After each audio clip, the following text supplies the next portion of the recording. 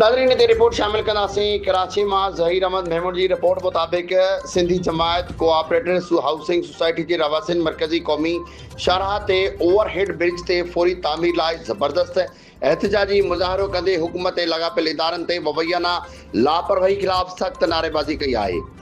एहतजाज voice of society ऐं Sindhi जमायत cooperative housing society के मैनेजिंग कमेटी तरफ़ां सोसाइटी के सदर मोहम्मद भाणोजो जी अगवानी में कयो वियो। मुज़ाहरे में बुज़ुर्ग, नौजवान, वापारनि, समाजी अगवाननि, ज़िंदगी के मुख़्तलिफ़ शोबनि सां लाॻापियल माण्हुनि वॾे अंग में शिरकत कई।